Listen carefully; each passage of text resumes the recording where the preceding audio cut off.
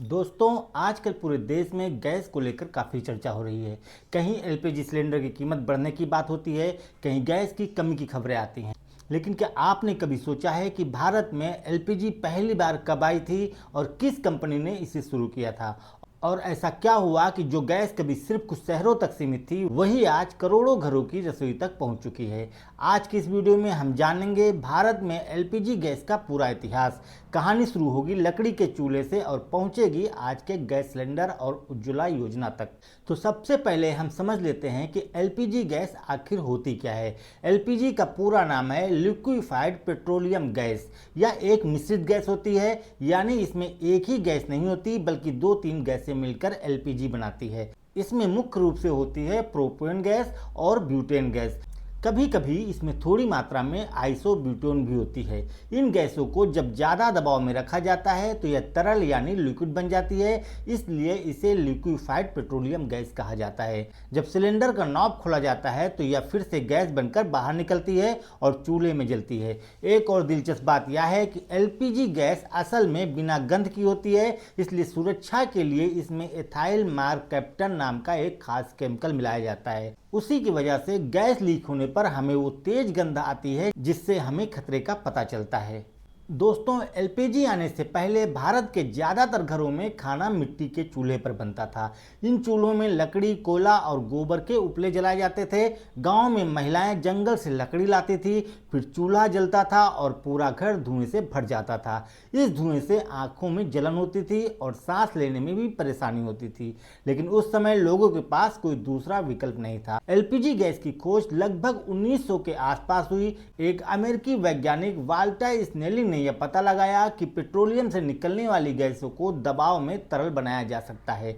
इसके बाद अमेरिका और यूरोप में एलपीजी का इस्तेमाल धीरे धीरे खाना बनाने और हीटिंग के लिए होने लगा। भारत में एलपीजी गैस की शुरुआत 1955 में हुई थी। उस समय भारत में आधुनिक ऊर्जा के नए तरीके शुरू किए जा रहे थे और शहरों में साफ ईंधन देने की कोशिश की जा रही थी। भारत में सबसे पहले घरेलू एलपीजी गैस की सप्लाई एक विदेशी कंपनी ने शुरू की थी जिसका नाम था बर्मा सेल। इन्होंने सबसे पहले मुंबई में इसकी मार्केटिंग शुरू की। उस समय बर्मा सेल इसे बुरसाने ब्रांड के नाम से बेचती थी। बर्मा सेल ने ही सबसे पहले गैस सिलेंडर और सप्लाई का सिस्टम बनाया, लेकिन उस समय यह सुविधा सिर्फ कुछ बड़े शहरों तक सीमित थी, जैसे मुंबई, दिल्ली, कोलकाता और चेन्नई। 1970 के दशक में भारत सरकार ने तेल कंपनियों को अपने नियंत्रण में लिया। इसी दौरान बर्मा सेल कंपनी को भी सरकार ने अपने अधीन कर लिया। बाद में यही कंपनी भारत पेट्रोलियम यानी बीपीसीएल बनी। इसके बाद भारत में गैस सप्लाई का काम मुख्य रूप से 3 सरकारी कंपनियों ने संभाला। ये हैं इंडियन ऑयल, भारत पेट्रोलियम और हिंदुस्तान पेट्रोलियम। इन्हीं कंपनियों ने पूरे देश में गैस एजेंसियों का नेटवर्क फैलाया। 1960 और 70 के दशक में एलपीजी गैस बहुत कम लोगों के पास होती थी। गैस कनेक्शन लेना आसान नहीं था। कई लोगों को कनेक्शन के लिए कई साल तक इंतजार करना पड़ता था। 1980 के दशक में सरकार ने गैस की सप्लाई बढ़ाने का फैसला किया। नई गैस एजेंसियां खोली गईं और उत्पादन बढ़ाया गया। धीरे धीरे गैस छोटे शहरों तक भी पहुंचने लगी। 1990 के आर्थिक सुधारों के बाद यह काम और तेज हुआ। तेल कंपनियों ने नए प्लांट बनाए और लाखों नए कनेक्शन दिए, जिससे गैस मिडिल क्लास परिवारों का हिस्सा बन गई। साल 2016 में सरकार ने प्रधानमंत्री उज्ज्वला योजना शुरू की। इस योजना का मुख्य मकसद गरीब परिवारों, खासकर ग्रामीण महिलाओं को मुफ्त गैस कनेक्शन देना था।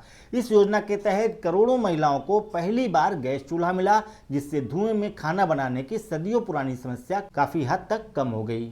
आज भारत में 30 करोड़ से ज़्यादा एलपीजी कनेक्शन हैं। देश के लगभग हर शहर और लाखों गांवों में गैस सिलेंडर पहुंच चुका है। आज एलपीजी भारत की रसोई का सबसे जरूरी और भरोसेमंद ईंधन बन चुका है। अगर हम पीछे देखें तो भारत में एलपीजी गैस की कहानी बहुत रोचक है। कभी भारत की रसोई लकड़ी के चूल्हे पर चलती थी, फिर 1955 में बुरसाने के साथ इसकी शुरुआत हुई और आज यह घर घर की जरूरत है। आने वाले समय में पाइप से मिलने वाली गैस, जिसे हम पीएनजी कहते हैं, का चलन और भी बढ़ सकता है।